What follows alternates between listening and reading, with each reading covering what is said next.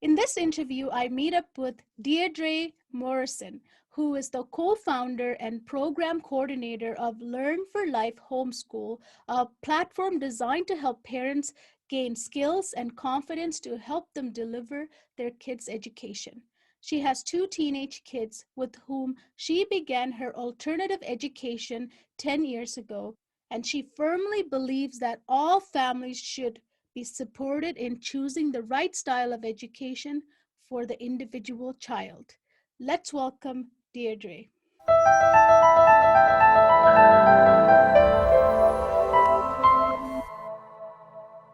Thank you so much for meeting me today and doing this interview and a presentation for our audience. It's an absolute pleasure, Kahila. Thank you very much for inviting me. Thank you. So I want to start by asking you, you help parents. Tell us about what you do to help them. Okay, so what I do is I work with some very experienced educators and experts in the field of child development and so on, and I bring their skills to parents in the way of a membership so that we can help parents who are setting out on a homeschooling or alternative education journey to develop the confidence and skills that they need to deliver the best learning opportunities for their child's unique abilities and talents. Mm-hmm. And is this worldwide? Can anyone join? Oh, absolutely, yes. Yeah, We have quite a few people from Canada. Obviously, Ireland and the UK are a big membership as well, and then we also have people from as far away as New Zealand and Australia. And we've worked with parents from the Czech Republic. We've worked with parents from Finland, South America, all over. Real mixing pot. Mm-hmm.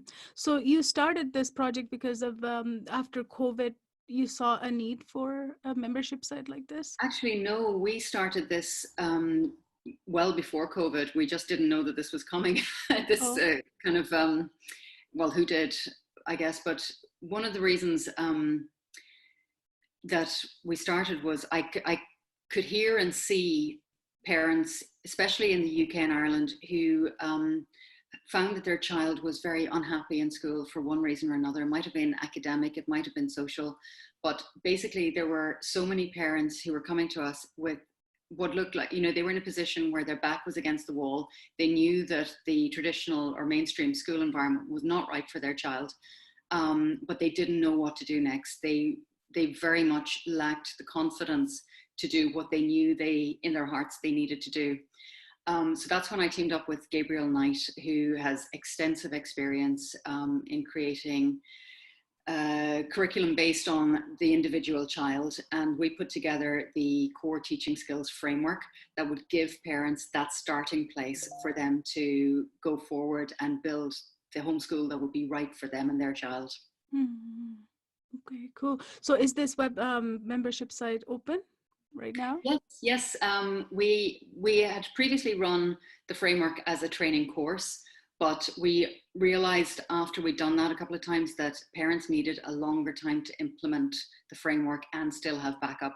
So we did open our membership just recently, actually, and we're now going through the first block of the core teaching skills framework and also some of the work that we're going to look at here today as well. Okay, awesome. So why is it important that we all have our own beliefs, right? So why is it that when we start, especially homeschooling or take on something like that, it's important for us to look at those beliefs before we dive into something like homeschooling? Mm-hmm.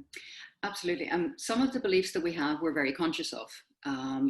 We might have things going through our head like you must get a good education and so on. Some of the beliefs that we have, we're not so conscious of, like you can only get a good education in school. We don't really think about those ones. They just run as a sort of a little operating system that's in our heads because of all the things that we've always been told all our lives and all that we've known. So for someone who's been homeschooled, for instance, or who's been in another form of alternative education, the mainstream local school may not be their first thought. But for many of us who went through the mainstream education system ourselves, we're not entirely sure of what's available outside that. So looking at those things for a start and those beliefs about what education can be and how it can be delivered is very important. not only that, but our experience of how education made us feel and how it left us feeling, and how it set us up for life. All of those things also play into how we expect it to be for our children unless we start to look at those beliefs in detail. Mm-hmm. And what do you notice with the parents you're working with? Like, what is their belief system about when it comes to homeschooling? And So, yeah, well, obviously, homeschooling has been what I would describe as a minority sport for quite a long time. There have been growing numbers. Even I know that there are maybe a couple of million homeschooling families in the US, but in Ireland and the UK, for instance, the numbers were much, much smaller. I think it was about 1,000 families in Ireland until recently. Those numbers were growing pretty steadily. So I was just wondering, what are parents thinking right now? The ones that you have in your membership site and meeting them, right? What are they feeling? What are they fearing? What are they fearing? That's a very good question. The one thing that parents fear the most is failing their kids.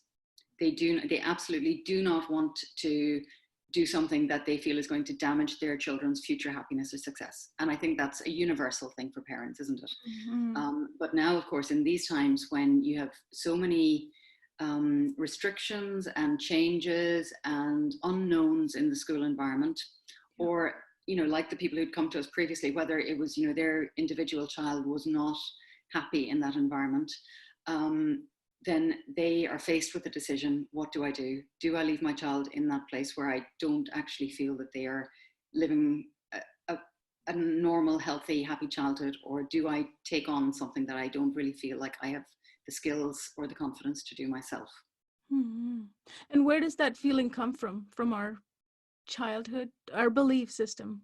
I think a lot of it comes from the fact that we were educated in the main in a system where we go in as children at the age of 5 or 6 or whatever, and there is a figure of authority there who directs what we're going to learn, who directs how we're going to learn it. So we very much we look up to our teachers, those figures who are in charge, basically. And I think when you're a kid and that person knows all those things, you go through to being an adult and thinking, oh, but I don't know how to do that.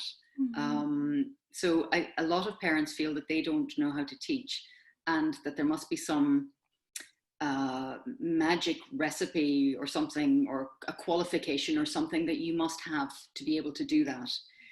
Instead of maybe looking at the situation as being one of being a learning partner with your child, where if you don't know something, well, actually, we can find it out. We can stop and we can think about this, and we can look at what is the problem and find a solution. And it may not be that the solution is in a book. It may be that we look somewhere else for it. So it's starting to think outside the box. But again, this brings us back to the beliefs, because if you don't see the box, you can't actually get past it. You can't think outside of it. So your program, when they join your membership, it starts off with, I guess you work with the mindset, the belief system first. Yes, so it's twofold. So we start with looking a little bit at the mindset and opening up the possibilities of what now becomes available to a homeschooling family when they are not bound by the formats and the kind of regularity of a traditional school environment. They now have basically the world is their oyster. So a lot of parents, and I think we saw this during lockdown and during COVID, was parents felt that they had to recreate school at home. And the advice, even coming from school principals and other educators and so on, was don't try to do that. So that's, I mean, a lot of the parents who are coming through to us, they're aware that that's, they don't have to do that anymore. But some people do still think that it must come out of a book. We must sit down with, workbooks and so on every day for a certain amount of time. And especially for younger children, that's really that's not essential. That's not necessary. Yeah. There are so many ways that we can expand and make the learning more fun and more enjoyable for everyone, and also make it a bonding experience for parent and child, that they are in this together, that this is family time as well as anything else. Can you share with us how parents can overcome these deep beliefs that we carry? So absolutely, we we need to know that we've got them to start with. So what we like to do is to take a little trip down memory lane and throw ourselves back into our experience of school. And now I realize that this comes in a number of phases for some people. So they may have been very happy in primary school and not very happy in secondary school and so on. But you know, you'll be able to work through all of these phases. But excuse me, the first thing that I ask people to look at is the experience that they had socially. So in school, in terms of their peers, did they feel like they were accepted and supported by their friends in school, or maybe they were excluded in some way? Some of these memories are going to be great for some people, some of them are not going to be so great for other people, but we can dig down and we can understand a little bit more about what makes our brains what are we trying to stay safe from. And you know, these memories are generally going to give us clues to that. The next part of that sort of social experience is how they felt in terms of the staff and the teachers at school. So for some, again, you may have had some teachers who were wonderfully warm and some teachers who just put you in your place constantly and didn't make you feel like you were safe to be the child that you could be. Then the next part of it, I would look at the academic side of what was your school experience. So for some, we all have different learning styles and they're not always catered to equally in a classroom environment. And I know that as we grow and as we move through life, we learn to compensate for our maybe not so strong learning styles. So for instance, I don't like taking stuff in just listening to it. I'm much better at reading, always have been, probably always will be. But as an adult, it's easier for me to deal with that than it would have been as a child. So understanding those things is actually something we go through as well. But for the academic environment, so you may have had a preferred learning style, which may have been that you're a really hands-on child. You like building things, or you liked running around and climbing. And again, those things aren't necessarily conducive to being in a school environment. Or you may have been a really quiet reader, writer. You may have had some subjects where you were really strong, like languages, for instance, or maths or science, or you may not have been strong in one or other of them as well. Or you may just have felt that you checked out early because you were not aligned with the very kind of one-size-fits-all type of system that the school by its nature has to be. So that would be the academic experience that you would have had in school. And some people are late developers as well. You know, they may kind of go through the early years in school not having succeeded so well, only to bloom late. And again, this is the thing, like Sir Ken Robinson says about, you know, our children don't develop based on their date of manufacture. They are all different and they will all come into their own at different times. I mean, my son, for instance, literally decided at 3:15 one Wednesday afternoon that he read now. And up until then, he had always sort of shied away from it and not been a reader at all. But that was the turning point for him because he saw something that he wanted to read. And then the final aspect of it is our family experience. And of course, again, that has such a huge impact on us. We may have been compared to our siblings. Why can't you be good at such and such like your sister? Or why can't you do that? Or you're better than, you know, so-and-so at something. These all give us little jigsaw pieces that create our identity and belief as we get older. There may have been expectations on us to perform to a level that we maybe struggled to achieve. Maybe we didn't get support. Maybe education was not considered to be something that was that important. So if we needed sort of additional help with homework or something, we may have been brushed off. any of these scenarios will start to form our overall view and picture, and little subconscious belief like, I'm not good at maths, for instance. And I know that that's one for a lot of people, but maybe it's not that we're not good at maths, but that we didn't have the right kind of teaching that allowed us to understand it properly. I'm probably singing your song here, am I? Yes. I'm just going, yes, yes, yes. Yeah, it's the proper instruction is missing, right? And proper environment. Those are the two Absolutely. ingredients for the disaster we have with maths. You guys Yeah. say it maths there, Yes. but we say it math. I know. We have more than one, you see. Yeah. So yeah, go ahead. Yeah, I just, yeah, the same goes for every other subject too, right? Absolutely, Yeah. absolutely. And so, for instance, the belief that you have to sit and learn times tables, for instance. Yeah. I'm guessing that's definitely a global thing. You get a little book and you learn off the stuff like a poem. And as a homeschooling parent, you can actually say, well, when am I ever, or when is my child ever going to need to recite these multiplication tables? As long as they know these individually and have a way of working this out, then that's fine. So for instance, we're actually doing, tomorrow, in fact, we're doing a demonstration of how you can just make it into a game. Best way to teach anything. Games. Absolutely, absolutely. And the great thing about it is that you can actually start with a very simple version and you can make it more complex as you go. Yes. So this is one of the wonderful things. If you can, I think part of the problem as well is that we abstract knowledge too much. We take it out of any context. So again, like the times tables, they're not in context. So why would you remember them? But we would look at things like baking, for instance. That's a big one. That we like to do baking as an activity that we can talk about all kinds of things in baking. Maths for measuring and estimating, science for the chemistry aspect of it, and also nutrition. So, we can talk about how it's good for our bodies, bring in the biology. We can talk about where the things have come from, what the traditions of food have been, how people used this kind of cooking through the years.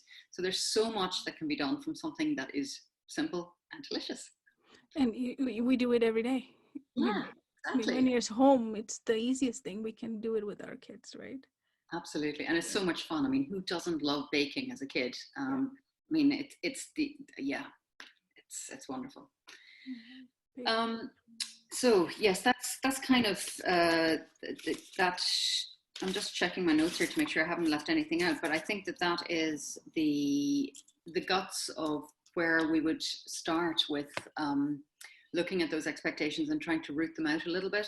And you'll hear in your head maybe a little voice that sort of says something to you about if you start saying to yourself, well, maybe I should homeschool my kids. Maybe I should do this.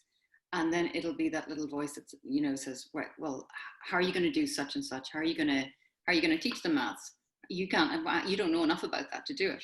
But the thing is, especially if your kids are primary school level, this really isn't rocket science.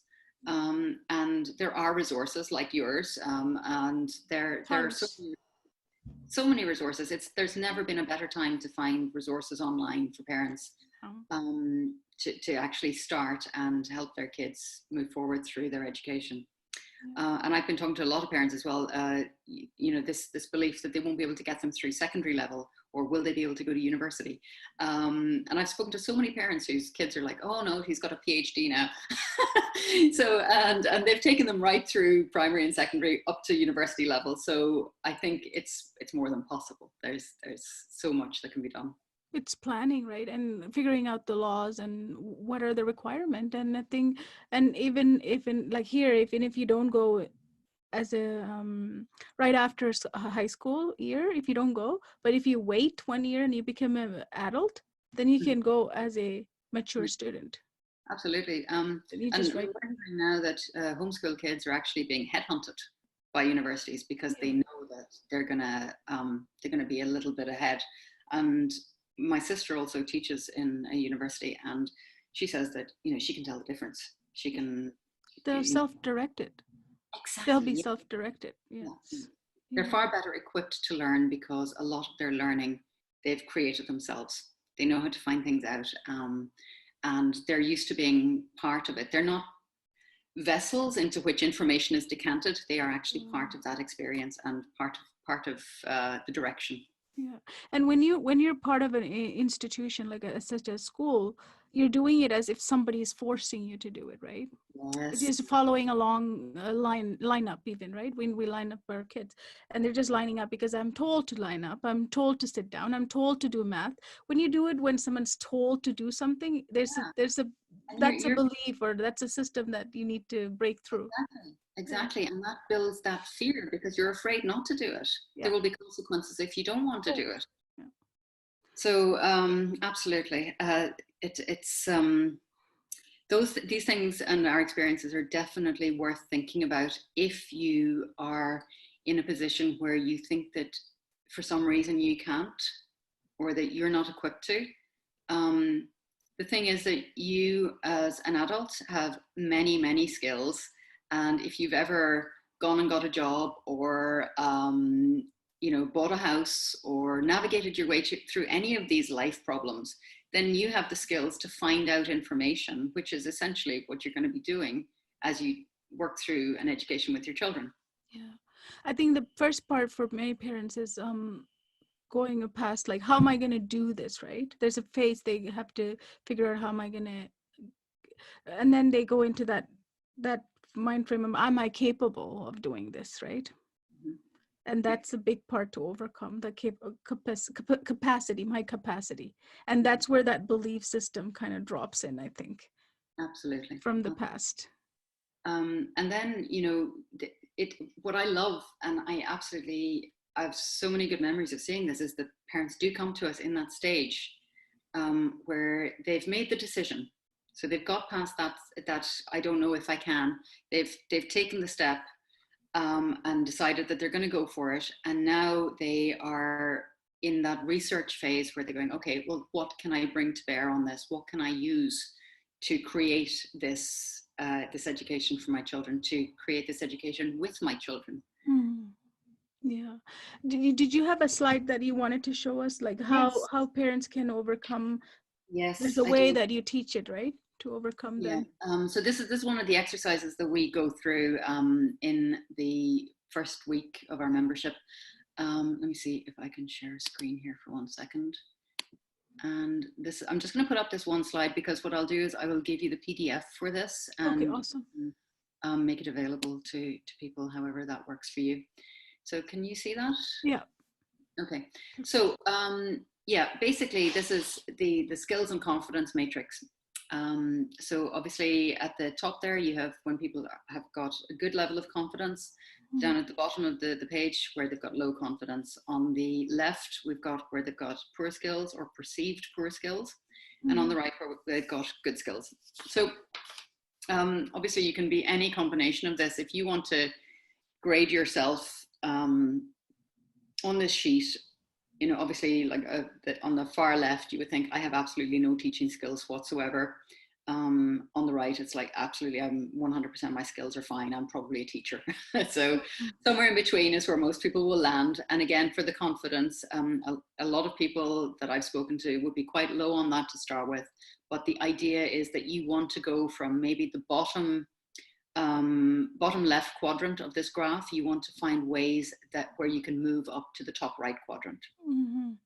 And by analyzing where you feel like you're deficient is where you can actually then start to put some actions in place to help improve that. Mm-hmm. So for instance, if you have got what you would see as poor skills and low confidence, that bottom left quadrant, what we would encourage parents to ask themselves is, why do you think you have poor skills? On what basis are you judging this?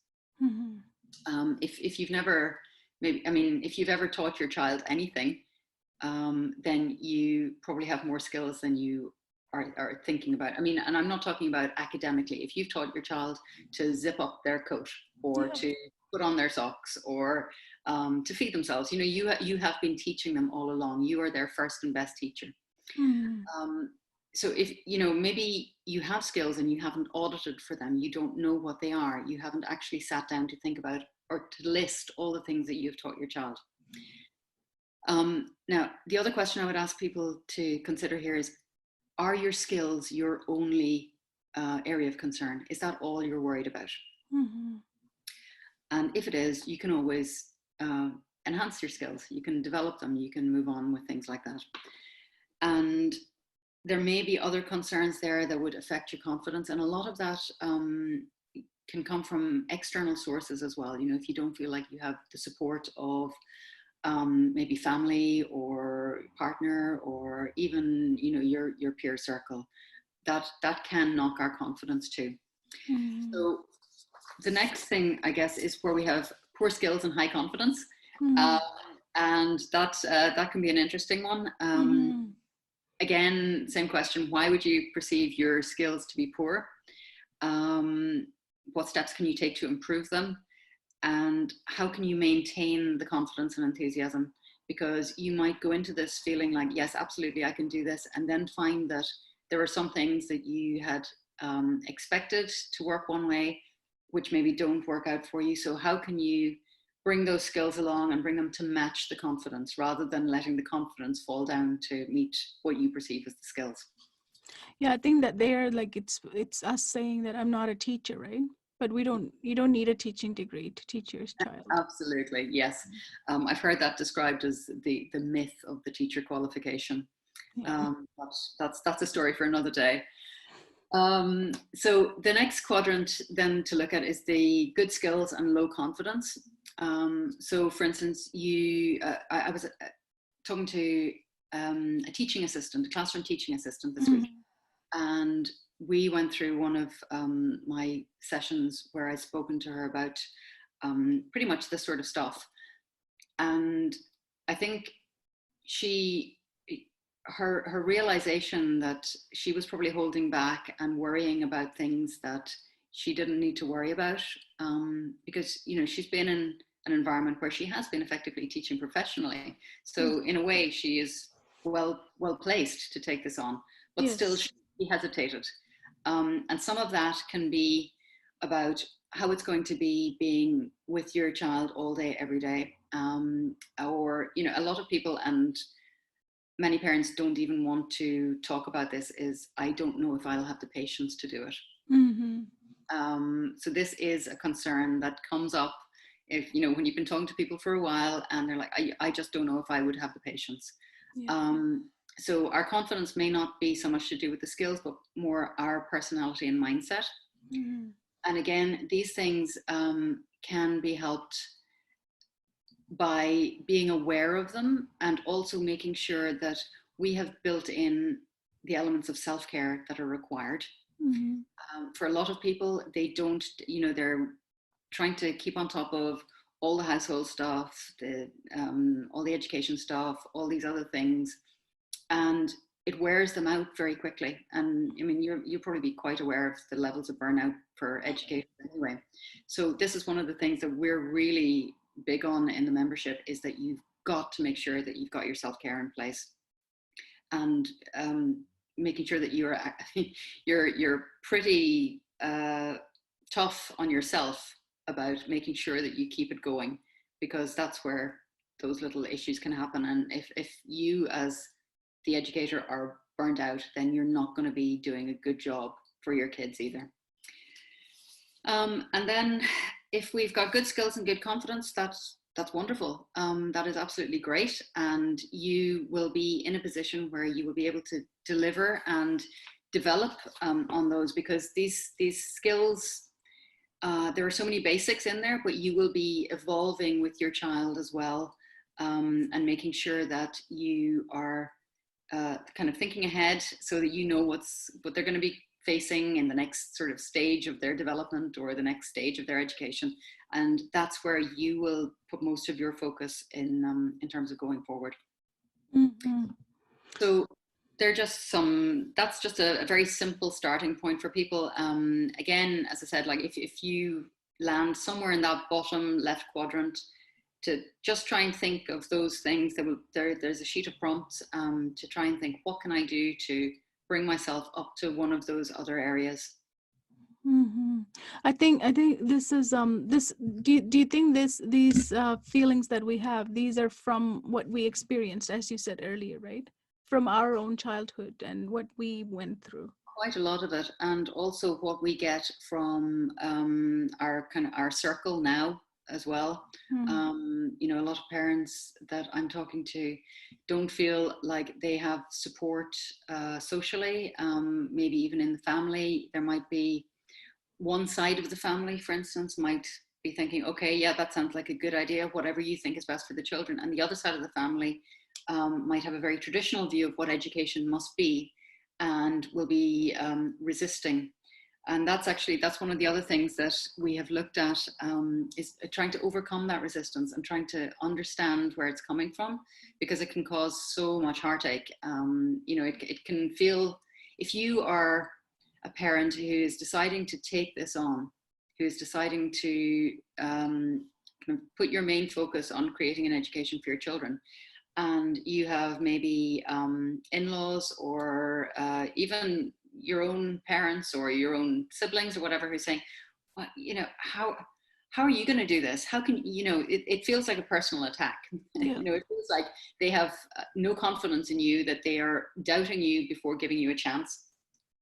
And that can really hurt your confidence. That can very much knock you down from, you know, feeling like, yeah, well, maybe I could do this, to, oh, maybe I, you know, you can almost feel the person shrinking away when these things are being said to them. So we look at trying to understand what their kind of belief system is as well, and offering evidence to show that, well, it's not, you know, this is what happens when kids are home educated.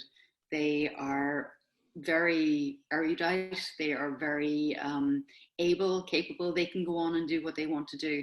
But in a lot of instances, the concern that is coming across, the resistance that potential homeschoolers are meeting, is because people don't actually have any experience of this, and they feel like there is a risk being taken with the children's future. So just even, you know, if you can do some research and come up with some case studies, there are so many homeschool pages and forums and so on that will give you information about what children are now doing who have been homeschooled. There are also statistics. Statistics they're my favorite, because that's not just hearsay. That's just, you know, that is numbers that you can present, and that tends to work better for a more traditional view anyway. And there are lots and lots of those available too, especially from the US, because they have such big numbers. So it's easy to pick up statistics from various sources there as well. That's right. That's right. And I think parents have to, or whoever chooses, have to know the why they wanted to do this in the first place. You have to every day remember that. It's kind of have to become your one of your phrases or a couple of sentences you say to yourself every day. Absolutely. This is why I'm doing this, right? Yes, a mantra. Absolutely. I 100% agree with you.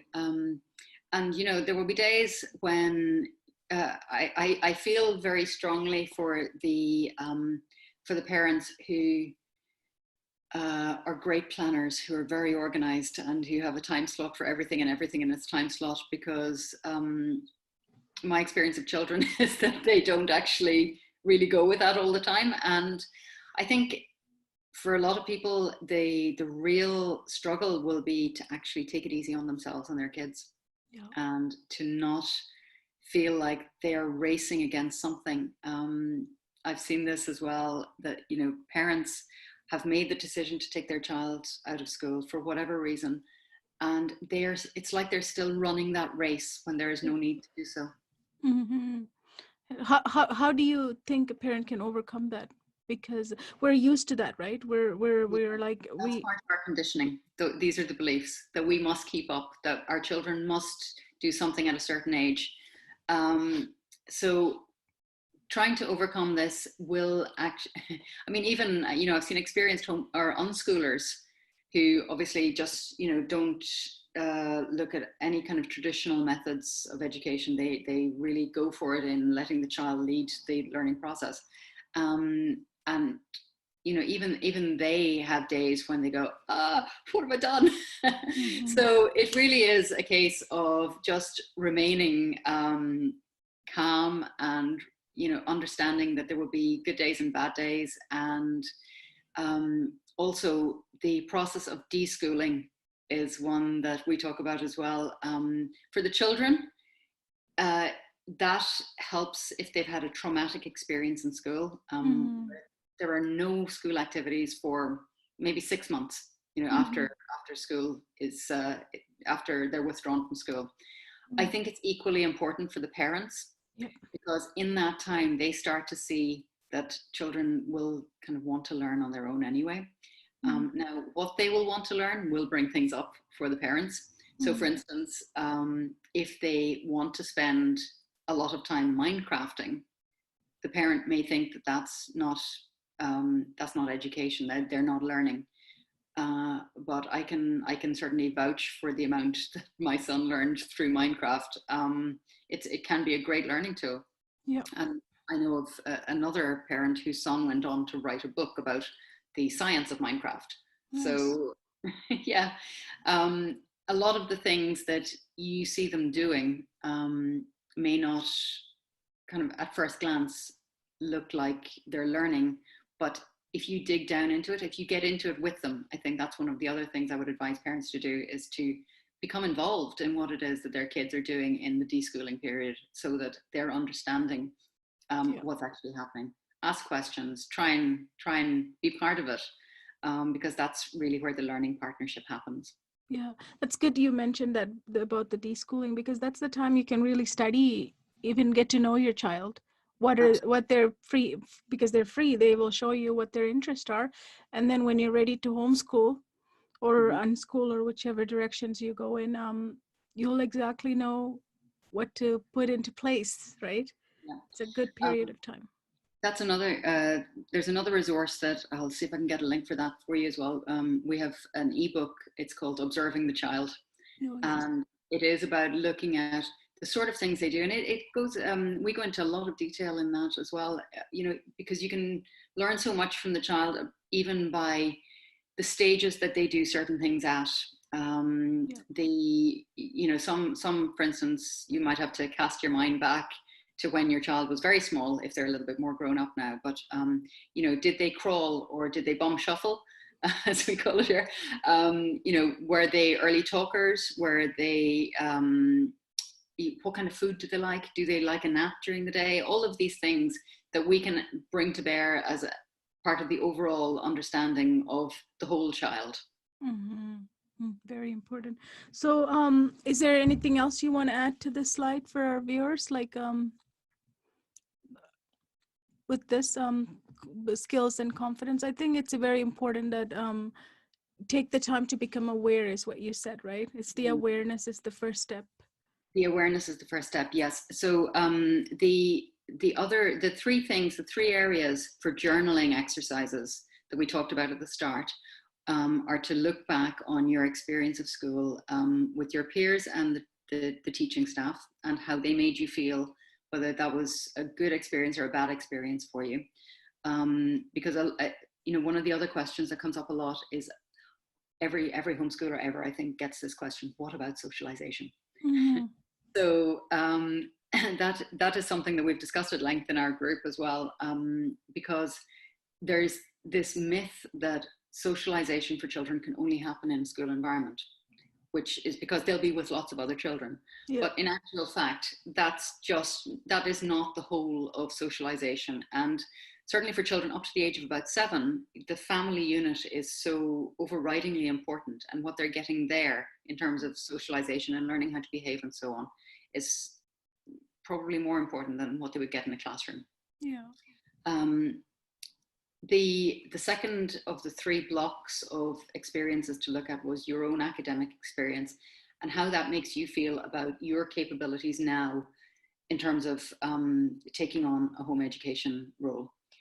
And then the final one was about family and how their expectations on you have maybe a knock-on expectation or a knock-on impact on your expectations of your child.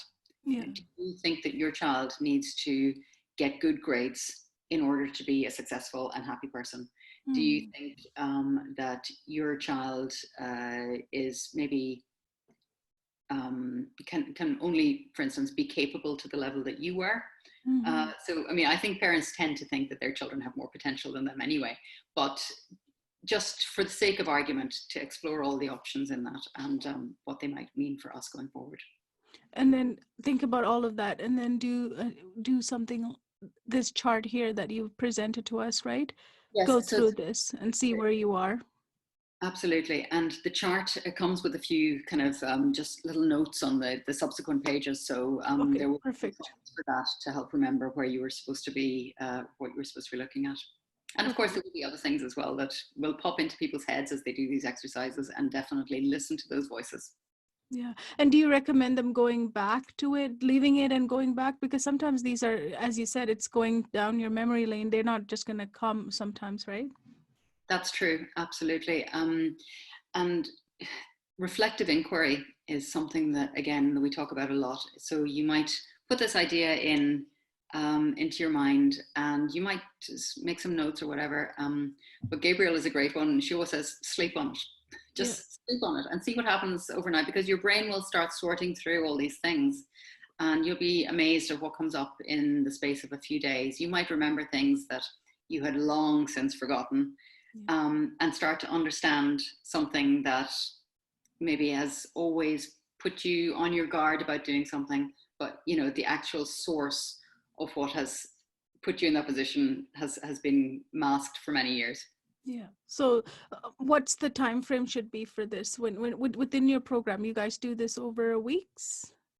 So we deliver the core teaching skills part of it over the course of about 4 months. Okay. These parts, these sort of coaching elements, they run right through the program, or for as long as people are in the membership. There are other aspects of it too, such as the parenting blocks, for instance. Like we have how would you describe Kerry? Kerry is a family communications expert, and she's also a past homeschooler herself. She works with families in areas where they need to improve communication and so on. So she's done a few blocks for us on overcoming resistance to learning, which is something that a lot of parents report in certainly the early days, when they're maybe their child has kind of checked out and doesn't understand what the point is anymore. So that's one of the things that we look at. And building confidence if confidence has been knocked. So that's another one of those little mini courses. And we actually do creativity was something that people come up with a lot as one of the things that they would like their homeschooling to be. So we have woven in a number of again, little mini courses and master classes where people can learn some skills that actually help their child to learn something else. So for instance, we have got making salt dough architecture. We've got wet molding leather. We've got bookbinding, all these various things as well. So it's quite a comprehensive little place to be. Nice. Thank you for sharing that. So can we exit this one? Is that okay? I want to bring you back. So tell me, what is your advice for parents starting homeschooling? Enjoy and relax and step off the merry-go-round, and don't feel like you are still racing against the school clock. The school clock works very differently, and your time at home doesn't need to be structured the same way, and nor do you need to spend the same amount of time doing schoolwork, because any teacher will tell you that about 2 hours a day for a child up to the age of 10 is loads. And because you're going to be doing so many other things, even learning about chores and learning about or gardening or any of these other activities that you will naturally probably do anyway, are just full of learning and learning opportunities. And it's about seeing the opportunities and running with them. Yeah, I think the most important thing is like training yourself to make those everyday things that we do with our kids into an opportunity of learning, if we could Absolutely. get into that mind frame. So I was just saying that how parents can incorporate learning into everything they do with their kids, right? But I don't think we have that in our frame. We think like we're just gardening. Yes. But just reframing that and say in that in a activity, what learning could I teach them right now? And it could Absolutely. be just one skill. It doesn't have to be a whole bunch of stuff, right? Yeah, or even just interesting things like, okay, so we're in the garden. What are the earthworms doing? Yeah, Um, how long do the earthworms live? Who knows? Let's look it up. yeah, yeah, So yeah, many things to learn all the time. yeah. Everything is about learning.